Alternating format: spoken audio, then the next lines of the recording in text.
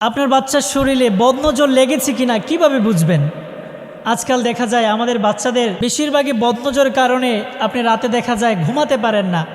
ও স্বাভাবিকভাবে সে চিল্লাপাল্লা করে, যার জন্য আপনি তাকে কোনোভাবেই বোঝাতে পারেন না, কোনোভাবেই শান্ত করতে পারেন না। এই বদনজরের কারণে দেখবেন আবার অনেকের শরীরে গোটা ফুটে যায়, কিংবা ফক্স বের হয়, কিংবা সে এত রোগান্ত হয় অকল্পনীয়ভাবে, তাকে কোনো চিকিৎসার মাধ্যমে তাকে সুস্থ করা যায় না। সে সুস্থ হতে দেরি আবার অসুস্থ হয়ে যায়। এমন অনেক আছে।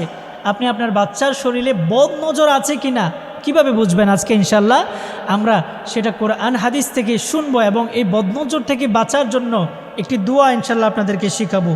প্রিয় দিনদার মোত্তাকি পরহেজগার ভাই এবং বোনেরা, এই বদনজরটা কিন্তু সত্যি, এটা আপনাকে আমাকে বিশ্বাস করতে হবে।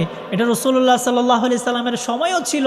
হজরতে আয়েশা রাদিয়াল্লাহু তাআলা আনহুকে বিশ্বনবী সাল্লাল্লাহু আলাইহি সাল্লাম এই বদনজর থেকে বাঁচার জন্য ঝাড়ফুঁক করতে বলেছেন, দোয়া করতে বলেছেন। সেজন্য আমাদের বাচ্চাদের শরীরেও বদনজর লাগতে পারে। যদি আমাদের বাচ্চাদের শরীরে বদনজর লাগে আমরা কিভাবে বুঝবো? আমরা সর্বপ্রথমে 7টা মরিচ নিব, লাল মরিচ, আমরা শুকনা লাল মরিচ আমরা নিব 7টা। এই 7টা লাল মরিচ নিয়ে তার মাথা থেকে পা পর্যন্ত মুছবো এই 7টা মরিচ দিয়ে।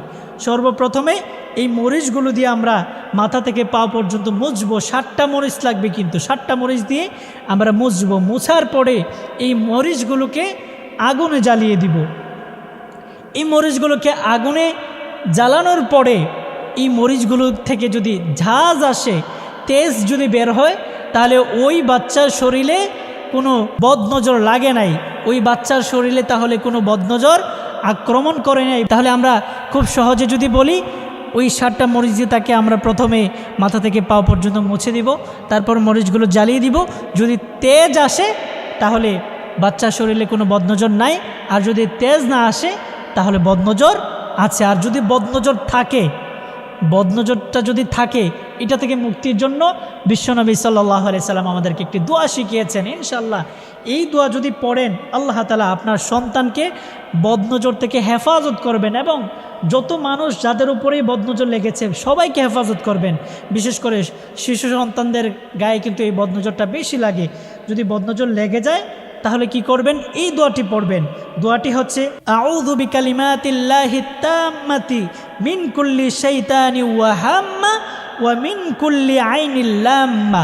এই দোয়াটি বেশি বেশি করে পড়বেন এবং ওই নবজাতককে ধরে এই দোয়াটি পড়ে যদি ফু দিতে পারেন, ইনশাল্লাহ তার থেকে এই বদনজরের যেই প্রভাবটা আছে ইনশাল্লাহ কেটে যাবে।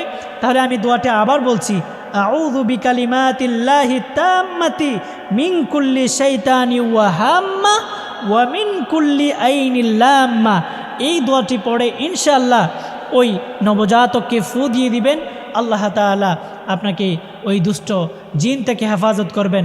সাথে সাথে সূরাতুল ফাতিহা এবং আয়াতুল কুরসি পড়েও যদি ফু দিতে পারেন, ইনশাআল্লাহ আপনার এই সন্তান থেকে, আপনার সন্তানের কাছ থেকে যে বদনজরের প্রভাব আছে, আপনার সন্তানের উপর যেই বদনজরের প্রভাব আছে, আল্লাহ তাআলা সেটাকে দূর করে দিবেন।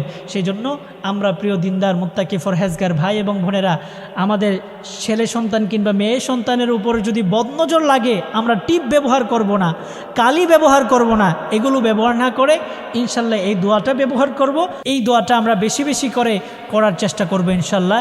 এবং যারা জানে না, যাদের অসুস্থ এই রোগী আছে, আমরা ইনশাল্লাহ যাদের উপর বদনজর আছে আর কি, ওই রকম মানুষগুলোকে শিফার জন্য এই আমলটা আমরা তাদের কাছে শেয়ার করে দেব ইনশাআল্লাহ।